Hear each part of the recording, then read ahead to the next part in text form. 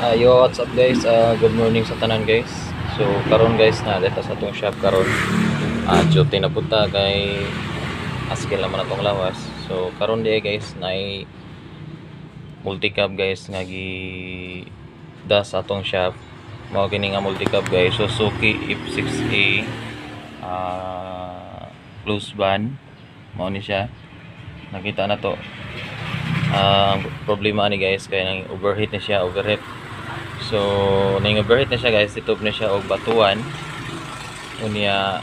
So gabi naman lagi kunong ang kuha na to ilahang area na ang time. So ila na lang gipugos og paandar niya pag abot nila diri sa Carmen, wala na siya mo start.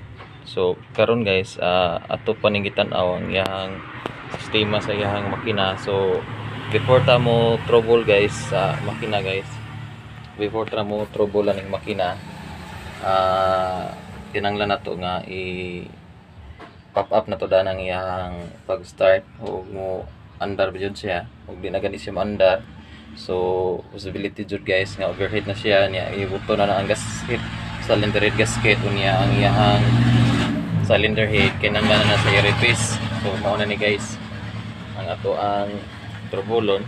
So update lang ko ani guys kay para na po tayo mga makatunang ginagmay bahin sa kuan atong mga makina. So karon day guys, modong ta diri sa atubangan nga bahin, tanaw na to ay radiator og nababay tubig ug na gani guys. So kinanglan na gud siya ilisan og cylinder head gasket.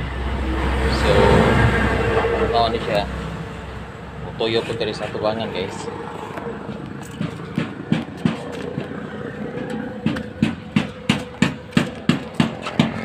Sirit.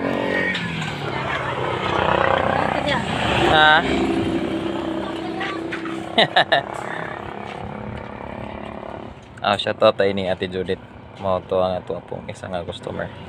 So ato din ang ablihan ng iyang radiator guys, mao siya. So ayan, nakita na to guys nga wala na siya tubig. So kuan dyan siya guys, overheat siya, overheat. Upos na tubig, wala na siya tubig. Nakita na to, wala na tubig.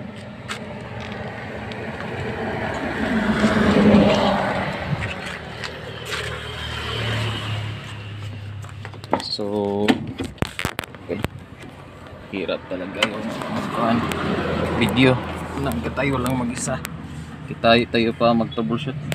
So ito guys, try tayo magpaandar sa makina kung andar ba o andar siya pero palyado.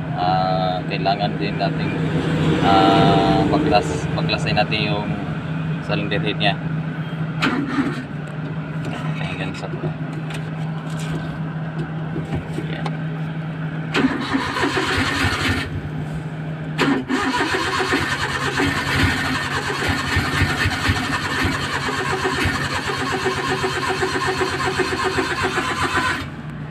Ayan guys, ayaw na niya mag-umandar.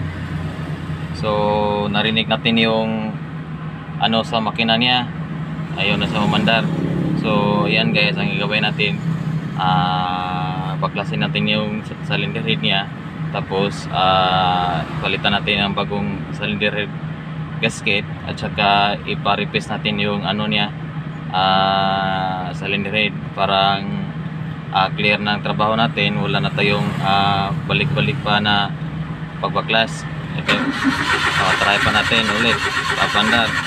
Ayaw na niya, palyado yung andar niya guys. So ito guys, mas ano guys, ang hinungdan dyan na guys, buto ang cylinder head gasket. So hindi na siya andar, pungaw na yung cylinder head gasket niya. So ayan guys, baklasin natin. So mapapart 2 tayo na kuan, part 2 tayo sa video. Yan lang ang ipinakita ko sa inyo na kuan ano ang diferensya sa makina niya. pinakita ko lang po sa inyo, ipapaliwanag lang po sa inyo kung ano ang dahilan at ano ang kuan nagkukos ito guys na sobrang overheat. At saka pag nag-overheat ng makina nyo guys, huwag mo nyo paandarin. Kung nag-aandar siya, lagyan mo ng tubig, huwag mo nang patayin pag nag-overheat. Pero pag nag-overheat siya, bigla lang namatay, ay huwag mo nang paandarin yan. Hintayin mo nang kailan siya makuan malamig yung makina niya, parang ano, hindi masira yung kuan cylinder head gasket at saka yung cylinder head niya. Pero pag linagyan mo ng tubig na hindi pa kayo naghintay na ano na malamig yung makina, so posibilidad guys na lilingkong yung kuan cylinder head niya, tapos yung puputok yung cylinder head gasket. Wala na pang iba pang kuan ano guys. So kailangan ito guys na pagbaklas natin, palitan natin yung valve seal at saka yung silipin pa natin yung barbula niya, hindi ba na ano damage, at saka yung ano sa iba pang mga nandyan sa loob ng cylinder head. So ayan guys, yan lang ang video kong ipakita ko po sa inyo.